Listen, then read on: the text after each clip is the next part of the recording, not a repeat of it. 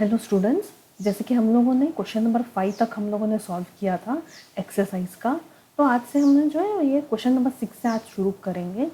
ठीक है, तो क्वेश्चन नंबर 6 क्या है यहाँ पे, what are amphoteric oxides means.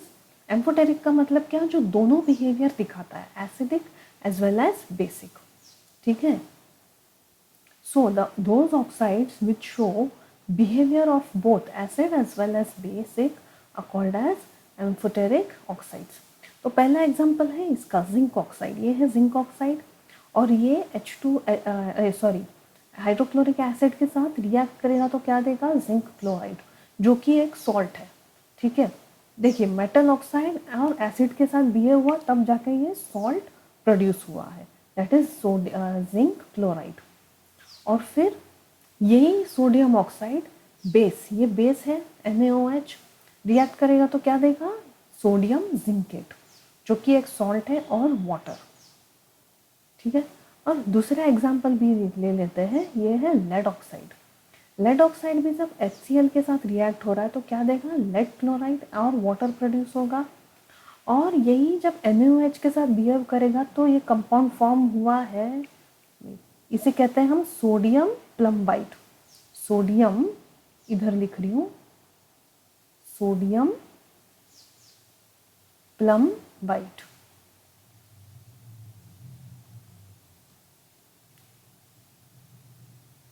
ठीक है, तो ये कंपाउंड का नाम है सोडियम प्लम्बाइट और वाटर प्रोड्यूस होगा।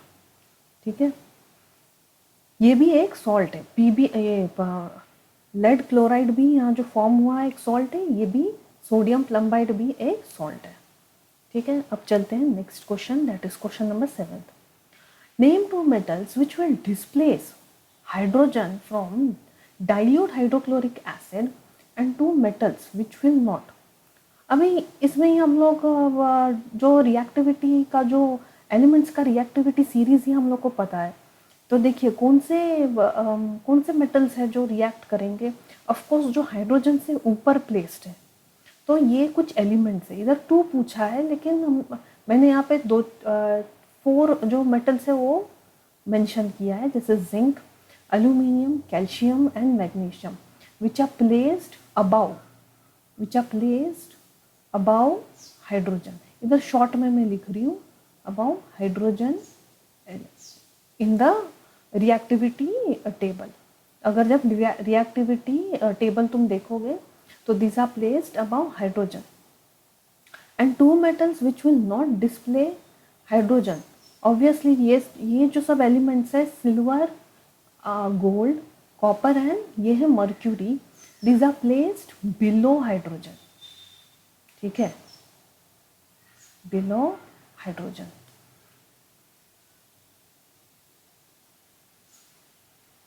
ठीक है, तो ये जो है ये हाइड्रोजन को डिस्प्लेस नहीं करेगा, क्योंकि ये जो है ये सब जो है ये लीस्ट रिएक्टिव एलिमेंट्स है, और ये जो ऊपर है these are highly reactive elements and that's why वो लोग हैं वो जो हाइड्रोजन को डिस्प्लेस करेंगे।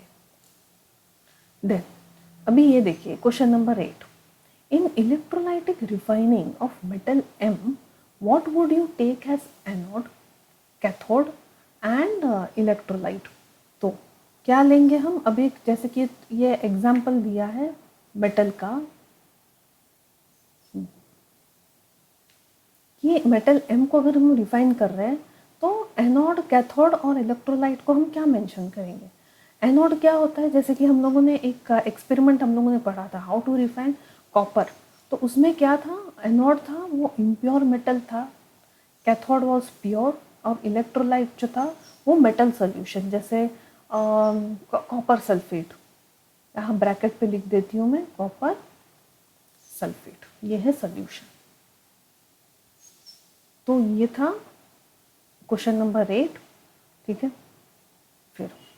फिर हम लोगों ने ये भी देखा था कि जो एनोड से जो इम्प्योरिटीज है वो नीचे सेटल होता है, और जो उसमें से जो कार्बन अनायंस है, कार्बन का जो कटायंस है वो जाके प्योर मेटल को अटैच होते हैं, क्योंकि वो नेगेटिवली चार्ज होता है और इसे पॉजिटिवली चार्ज मिलता है जो इम्प्योर से चला जाता है। तो इसके लिए वो जो कैथोड है प्योर एलिमेंट में, प्योर मेटल में जाके वो जो है वो बॉन्ड बनाता है। चलिए 9th क्वेश्चन। फिर Pratyush took sulphur powder on a spatula. ठीक है, स्पैचुला एक छोटा सा, तुम लोग लैब में देखोगे एक चम्मच जैसा होता है, बहुत छोटा सा, on spatula and heated. He collected the gas involved by inverting a test tube over it. मतलब जैसे कि यहाँ देखिए ये स्पैचुला है, ठीक है, इसमें उसने कुछ सल्फर पाउडर लिया और ऑब्वियसली इसमें से फ्यूम्स आया जब वो हीट कर रहा था, और ये जो एक टेस्ट ट्यूब है वो ऐसा इन्वर्टेड प्लेस किया था उसके ऊपर। What will be the action of the gas on dry litmus paper and moist litmus paper? और फिर उसका जो बैलेंस केमिकल इक्वेशन हम लोगों को लिखना है। तो चलिए आंसर यहाँ पे है।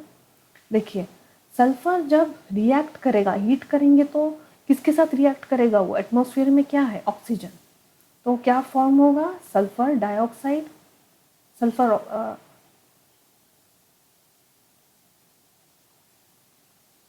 ठीक है, सल्फर डाइऑक्साइड। फिर ये जो है ड्राई लिटमस पेपर। अभी ड्राई लिटमस पेपर में ये एक्चुअली आंसर ये है कि वो चेंज नहीं दिखाएगा। क्यों? क्योंकि देखिए अगर एक्वस सोल्यूशन में ही लिटमस पेपर जो है वो चेंज बताता है, और यहाँ पे जो है ये ड्राई है, इसमें एक्वस सोल्यूशन नहीं था, यहाँ तो मॉइस्चर था। So the nature of sulfur dioxide is acidic, but litmus paper changes the color in aqueous solution। तो यहाँ पे जो है ये ड्राई लिटमस पेपर में कुछ चेंज नहीं दिखाएगा। फिर second, moist litmus paper. Non metallic oxides are acidic in nature, therefore sodium gas sulfur dioxide gas will turn blue litmus paper to red। और ये था इसका बैलेंस इक्वेशन। फिर question number 10th, state 2 ways to prevent rusting of iron। ये तो हम लोग पढ़ चुके हैं, by oiling, greasing, painting and coating of zinc. किसे क्या बोलते हैं हम? गैल्वेनाइजेशन भी बोलते हैं, गैल्वेनाइजेशन, जो जिंक का कोटिंग डालते हैं आयरन पे। What type of oxides is formed when non-metals combine with oxygen? When non-metals combine with oxygen, they form non-metallic oxides। जैसे कि एक एग्जांपल तो यहाँ ही देखा हम लोगों ने, सल्फर जो है ऑक्सीजन के साथ रिएक्ट करेगा तो क्या होगा? Sulphur dioxide.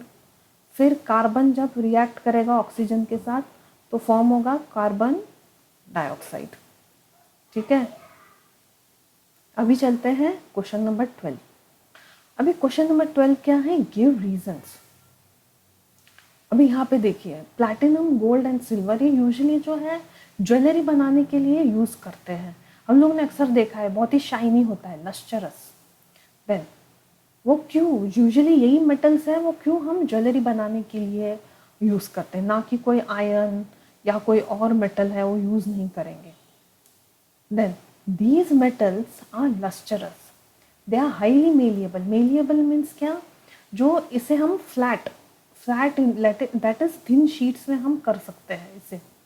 ठीक है, एंड डक्टाइल मीन्स इसको कैसे भी हम कन्वर्ट कर सकते हैं, जैसे वायर में जैसा शेप देना है हम दे सकते हैं, इसको बोलते हैं ductile. They are highly malleable and ductile and they have high resistance to corrosion.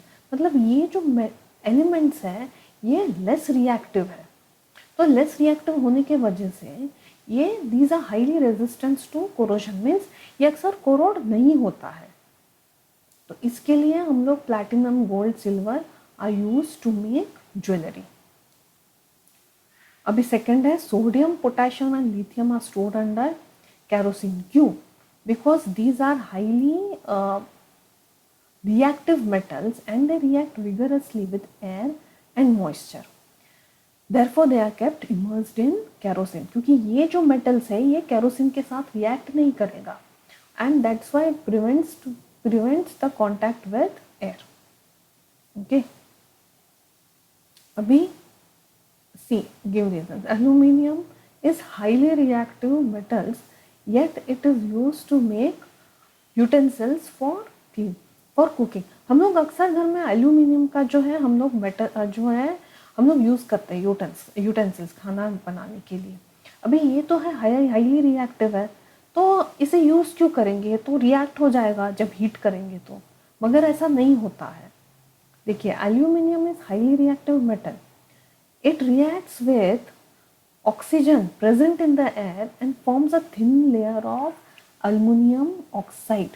ये अल्युमिनियम ऑक्साइड का जो है लेयर बन जाता है ऑलरेडी. एंड दिस लेयर ये जो है ये लेयर है ये स्टेबल होता है, which prevents reaction of aluminium. Further जो रिएक्शन होने नहीं देता है. And therefore aluminium is not corroded in the air. And aluminium is light weighted and good conductor of heat. ठीक है, ये लेयर के वजह से अल्युमिनियम ऑक्साइड के वजह से जो फर्दर कोरोशन है वो नहीं होता है इस पे. इसके लिए हम जो है अल्युमिनियम वेसल्स हम यूज करते हैं. चलिए अभी question number D part. Carbonate and sulfide ore are usually converted into oxides during the process of extraction. क्योंकि ये जो है क्योंकि ऑक्साइड से मेटल एक्सट्रैक्ट करना बहुत इजी है rather than कार्बोनेट्स और सल्फाइड के फॉर्म में होता है. तो so it is easier to obtain metals by reduction of oxide as compared to sulfide and carbonates. Then अभी question number 13. You must have seen tarnished copper vessels being cleaned with lemon and tamarind juice. हम लोग जो पता है इमली या कभी कभी लेमन है वो यूज़ करते हैं ये कॉपर वेसल्स धोने के लिए. Because why this sour substance are affecting. Explain मतलब कैसे ये सोर सब्सटेंस है are affecting the cleaning of the vessels. कैसे एक्ट करता है? Copper vessels lose their shine in air. ये कॉपर जो है रिएक्ट करेगा ऑक्सीजन के साथ और उसमें जो है ग्रीन कोटिंग आ जाता है. और ये ग्रीन कोटिंग ये है, ठीक है, ये जो है ये ग्रीन कोटिंग है of basic copper carbonate is formed. Basic copper carbonate. Sour substances are acidic in nature, okay, sour substance, and these acids dissolve this green coating and restore their character. मतलब ये जो acidic होता है tamarind का जो juice है, lemon का जो एक्सट्रैक्शन है, तो ये क्या होगा, ये रिएक्ट होके क्या बनेगा, सॉल्ट इसके साथ, बेस के साथ. ठीक है, ये काफ़ी इसके लिए वो जो एसिडिक उस नेचर के वजह से ये जो है ये ग्रीन कोटिंग चला जाता है और फर्दर वो इसका जो कैरेक्टरिस्टिक ऑफ लस्टर मतलब शाइनी वापस वो क्लीन हो जाता है उससे टू कॉपर वेसल. तो इसके लिए अक्सर हम घर पे देखो यूज़ करते होंगे लेमन या टैमरिंड का वो वेसल्स को साफ करने के लिए. ठीक है, क्वेश्चन नंबर 14. अभी ये है distinguish between metals and non metals. देखिए मेटल्स अभी they are electropositive, they are electronegative. जैसे कि एग्जांपल आप इसका ही ले लीजिए सोडियम क्लोराइड का. जब इलेक्ट्रोलाइसिस में होता है तो क्या होता है, सोडियम जो है उसे इलेक्ट्रोपॉजिटिव चार्ज मिल जाता है प्लस, और जो क्लोरीन है जो कि नॉन मेटल है उसको माइनस चार्ज मिलता है, negative charge. So metals are usually electropositive, they are electronegative.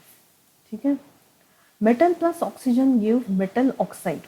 ये एक ही वर्ड है, नीचे आ गया था metal oxide. Okay, give metal oxide. और जब नॉन मेटल इसके साथ रिएक्ट करेगा ऑक्सीजन के साथ, so there will be no reaction. And ये जो है बेसिक नेचर है, ये एसिडिक नेचर है. Then metal plus water give metal hydroxide and hydrogen is evolve, जबकि यहाँ पे there will be no reaction. Then metal plus acid क्या होता है, मेटल प्लस एसिड क्या देता है, सॉल्ट एंड हाइड्रोजन, जबकि यहाँ पे होगा नो रिएक्शन। फिर ये देखिए, ये मेटल से सोडियम, मैग्नीशियम, कैल्शियम, और ये क्लोरीन, फ्लोरीन, ऑक्सीजन। ठीक है, अभी क्वेश्चन नंबर 15। अभी क्वेश्चन नंबर 15 देखिए क्या है।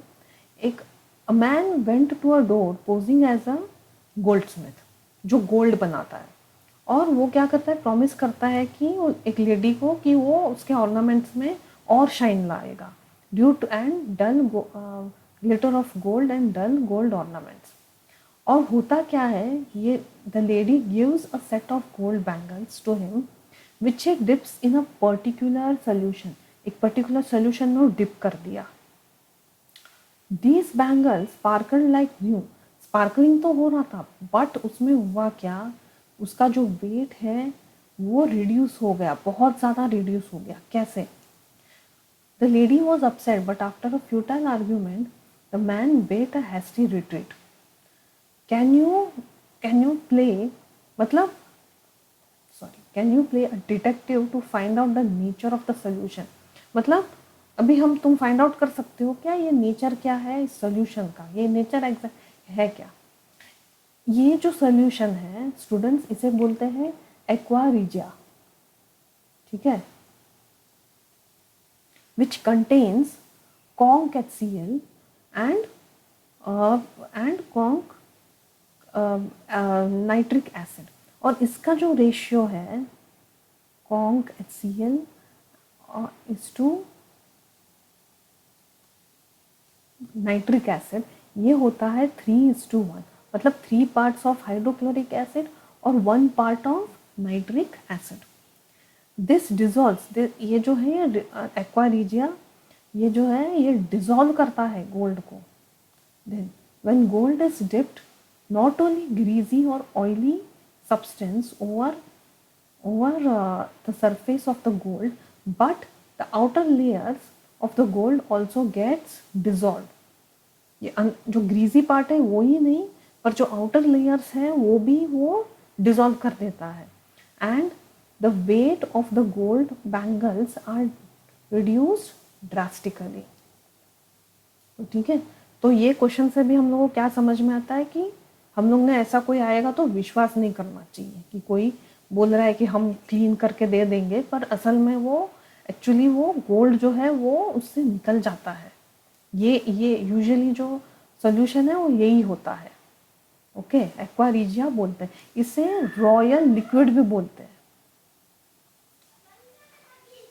एक्वा रिजिया को बोलते हैं रॉयल लिक्विड। ठीक है,